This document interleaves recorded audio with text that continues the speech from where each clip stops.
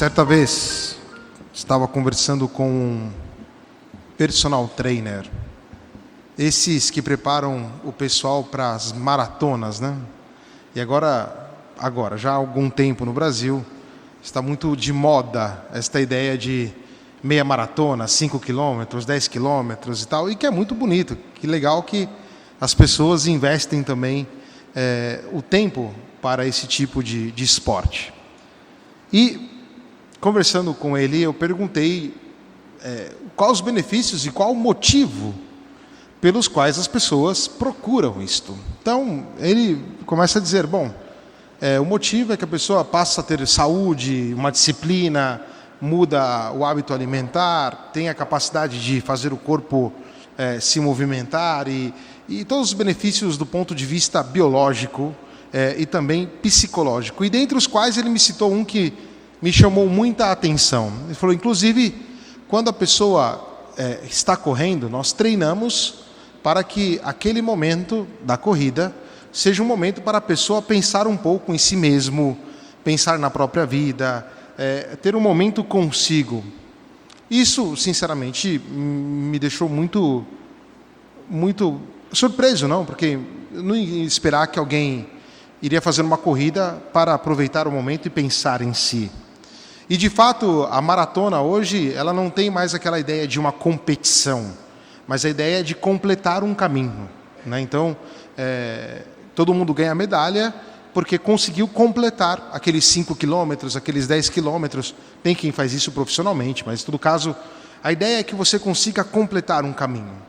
E para que isso ocorra, você precisa estar atento às indicações do mestre, às indicações do personal trainer. E aí, no meio, eu fiz uma outra pergunta para ele, falei assim, e por acaso, se uma pessoa estiver desconcentrada, sei lá, pensando nos problemas da vida, ou não está bem assim, ela consegue terminar uma maratona? E ele disse, não. Porque uma pessoa, quando está desconcentrada, ela perde o foco, ela começa a sentir um cansaço maior, e eu achei isso muito interessante.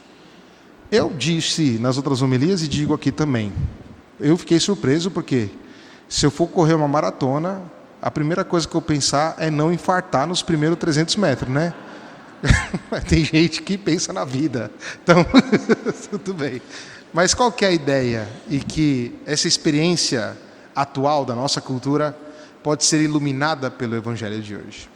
Nós vemos que Jesus está em um caminho, ou seja, em um caminho com os discípulos, ensinando os discípulos. Só que o ensinamento de Jesus é um ensinamento muito forte, porque ele vai dizer o que vai acontecer com ele. O Filho do Homem deve sofrer muito, o Filho do Homem vai ser entregue na mão dos malfeitores, o Filho do Homem morrerá, ressuscitará no terceiro dia. Sem dúvida, este ensinamento, como nos reporta São Marcos, é o resumo daquilo que acontecia. Sem dúvida nenhuma, Jesus Cristo explicava isso com muito mais profundidade, o motivo de cada coisa e o motivo de como as coisas iam acontecer. E é interessante porque o caminho da nossa vida cristã passa por nos identificar sempre mais com Jesus a partir da relação com Ele. Porque aquilo que se espera de nós é também tomarmos a nossa cruz e segui-lo. E estar atentos ao ensinamento do Mestre nos ajudará a completar a nossa corrida espiritual. Se você lembrar agora, São Paulo tem uma citação sobre essa. Olha aqueles que correm no estádio, não? Ou seja, fazem grande esforço por uma coroa perecível, não? Nós corremos pela graça da fé. Depois ele vai dizer, completei a corrida, guardei a fé, completei a corrida. Portanto, dentro do nosso caminho espiritual, nós temos o Mestre que é Cristo, e esse Mestre que trabalha em sincronia com o Mestre interior, que é o Espírito Santo. Nós, na vida espiritual, ou seja, do dia do nosso batismo até o dia da nossa entrada no céu, tem um percurso. E esse percurso nós não fazemos sozinhos, como aquele que pretende correr a maratona. Sozinho não vai conseguir. É necessário um mestre, é necessário alguém que explica. E se você não está atento à explicação do mestre, do professor, do personal, pensando em outras coisas, você não conseguirá fazer aquilo. E aí uma primeira chamada para nós hoje é pensar se nós estamos atentos aos ensinamentos de Jesus. E olha, os ensinamentos de Jesus são objetivos. Nós temos a tradição da igreja, nós temos o magistério e nós temos a Sagrada Escritura. Um cristão é sempre instruído por isto, mas instruído por isso dentro de uma relação, porque não é só conhecer que basta. Conhecer ou salvar-se pelo conhecimento é gnosticismo, isto é heresia. Um cristão se relaciona com Jesus e procura neste relacionamento corresponder àquilo que ele nos pede e entender aquilo que ele está dizendo.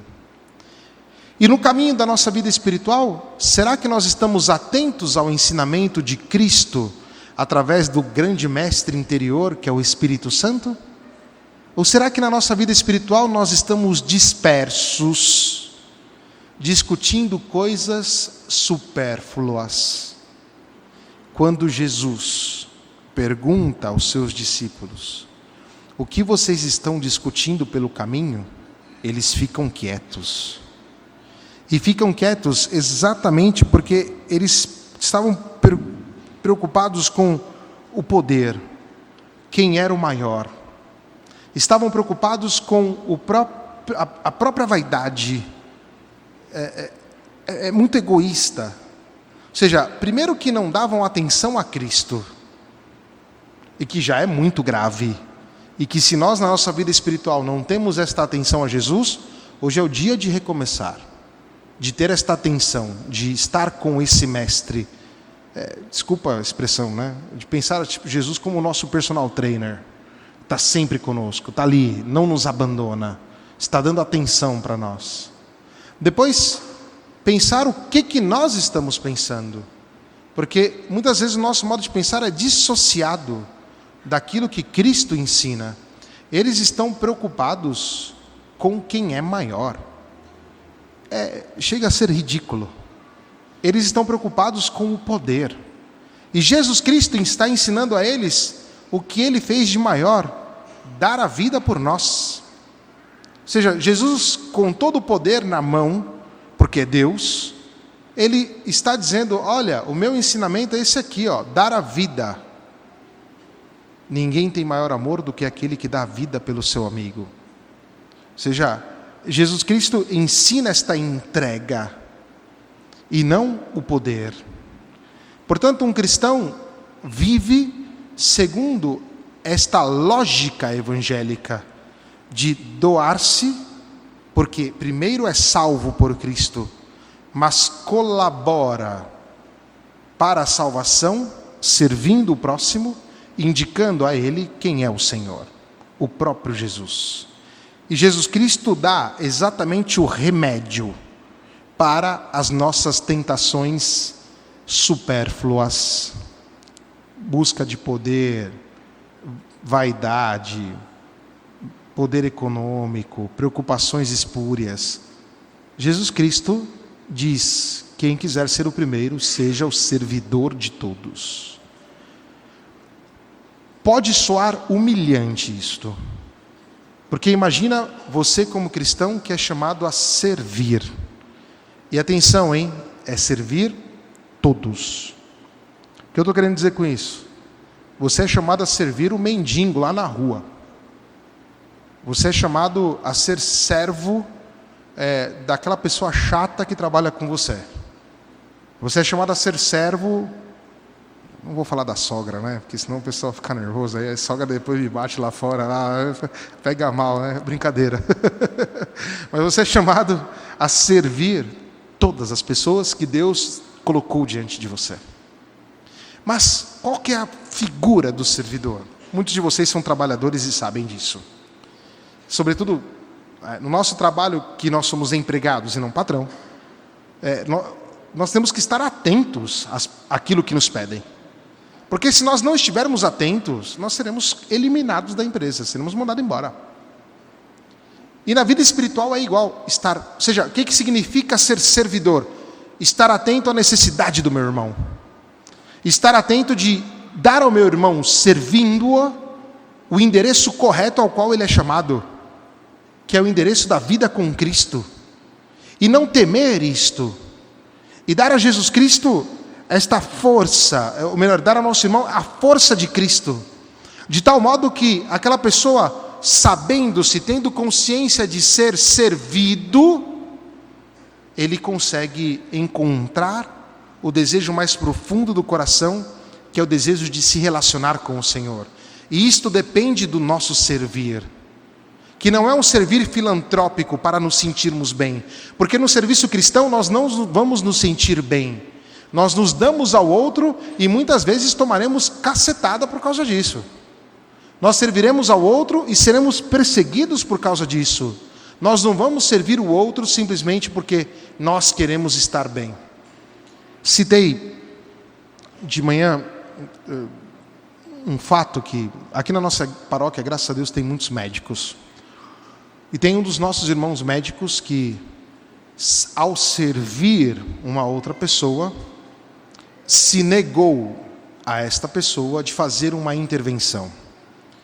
Como tem criança, acho que você vai entender o que eu vou dizer. Então, ele é um urologista. E essa pessoa que passou diante dele quer fazer uma transformação, né? Entenderam, né? Beleza. Enfim, quer fazer essa transformação. E ele negou. Ele falou, não, eu não posso fazer isso. E eu não posso fazer isso porque isso não é te servir. Isto aqui não é fazer um bem para você. Porque isso aqui significa colocar a tua vida em uma situação delicada. Portanto, o serviço do cristão é tão forte que ele procura o bem do outro. E por isso o cristão ele emite juízos claros dentro do lugar em que ele se encontra, das relações que ele está, exatamente porque, emitindo esses juízos, ele sabe de fazer o bem para o irmão. E ele não faz um bem porque tem um conhecimento, mas ele faz um bem porque ele sabe que o importante é levar a pessoa para se relacionar com o Senhor. E esta é a força do cristão. Você, mamãe, lá na sua casa, você, marido, com a sua esposa, você no seu trabalho, você lá na escola, você no tribunal, no escritório de advocacia, aonde nós sabemos que o mundo aperta fortemente, só que o que nós estamos assistindo é que, quanto mais os cristãos servem, tanto mais o mundo começa a dar as costas para estas ideias malucas que começaram a aparecer por aí. Por quê? Porque o mundo é órfão. Porque o mundo não tem para onde ir. Porque nesse afã mundano de querer ser o primeiro, de conquistar as coisas, eles percebem que a realidade, ela não perdoa, ela é face a face. E o cristão, ele se coloca no serviço. Ele dá um testemunho que o mundo espera. E aí nós vamos compreender também a outra parte aqui deste gesto de Cristo, que é muito interessante. Quando Jesus Cristo pega uma criança e coloca no meio deles. Isso vai demonstrar que entre os discípulos de Jesus tinham as crianças, ok? Portanto, eram famílias que seguiam o Senhor. Depois, a nossa igreja é muito privilegiada e todos os dias eu louvo a Deus por isso. A missa da noite agora está começando a vir crianças e me deixa muito feliz. A missa das 10 só tem criança praticamente, né? Uma galera, famílias. E eu vejo o quanto é interessante observar a relação das mães, em modo particular, com os filhos. Porque o filho está sempre exigindo. Então a mãe está indo fazer um negócio, aí cai a panela na cozinha, aí volta, vai ver o que aconteceu. E aí o filho resmunga, aí o filho chora, aí o filho pede para comer. E aí a mãe e o papai têm sempre que sair de si, para servir aquela criança. Neste mundo infantilizado, em que as pessoas pensam que são adultas, nós cristãos agimos deste modo, nos colocamos a serviço, acolhemos desculpa a expressão, tá? Acolhemos os mimizentos, né? A galera do mimimi aí, né? Que fica toda hora chorando, fica resmungando, nada tá bom, nada tá satisfeito. Nós cristãos ali damos um testemunho diferente, damos um testemunho de serviço, damos a atenção àquela pessoa, mas para que se revele Cristo. E de fato eu fico muito feliz, sobretudo com as crianças. Não? Na semana passada recebi uma advertência do meu amigo. Ele disse assim: padre, a missa é muito longa, eu quero encurtar ela. Opa, obrigado pelo aviso, né? Porque às vezes eu acho que eu falo demais, né? Aí ele, né? Mas eu gostei do aviso, meditei a semana inteira sobre isso aí, viu? Eu meditei na maior alegria, assim, porque é bonito ver essa pureza. E o mundo, muitas vezes, ele é assim, ele fala o que ele pensa. E no que ele pensa, talvez, como uma criança, não tenha muito ainda a dimensão das coisas. E aí quando a mãe serve, o pai serve, quando o cristão serve, ele começa a ensinar e educar essas pessoas. Por isso nós acolhemos um mundo infantilizado, dando a eles um testemunho verdadeiramente adulto da nossa fé. Dando um testemunho diverso, um testemunho profundo, um testemunho que ilumina. E é muito bonito perceber isso, porque aqui na nossa comunidade, como dizia, não temos muitas crianças, e é bonito ver como a comunidade ela se move pelas crianças, não? O Luca, o filho do André, por exemplo, nós vimos na barriga, foi batizado, agora já está andando aqui na igreja, já começa a falar aqui dentro, e é bonito você perceber que a comunidade participa disso. E nós, como igreja, somos luz para este mundo, para ensinar este mundo que perdeu a capacidade de falar, de caminhar, nós somos chamados a estar ali, a acolhê-los, servi-los. E servir para nós é a nossa característica. E fica aí como dica para a semana, não? Um grande exercício esse, não? Sirva. Sirva e não fica torrando a paciência, não. Sirva. Esteja ali, sirva o seu irmão, sirva a sua mãe, sirva o seu pai, sirva a sua esposa, sirva o seu marido. Esteja atento a eles e comece a perceber, e isso vai fazer com que você saia de você. E aí nós terminamos com a última parte. Por quê? Porque o serviço, a acolhida, tira do nosso coração o mal. E quanto mais força fazemos para o serviço, tanto mais o mal sai de dentro de nós. Pode observar. Quanto mais uma mãe serve ao filho, ainda que tenha um pouco de impaciência, um pouco de desgosto, mas ela começa a perceber a alegria do filho que cresce. E isso cobre qualquer outra coisa. Se nós servimos um irmão e começamos a perceber que aquele irmão começa a caminhar, começa a ter uma visão diferente da vida, aquilo nos dá alegria.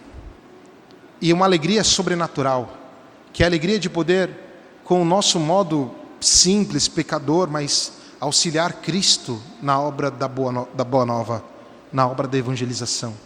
E trazer os nossos irmãos para cá, para a fonte do serviço, para os servos dos servos, que é o próprio Deus, que se coloca ao nosso serviço para nós homens e para a nossa salvação.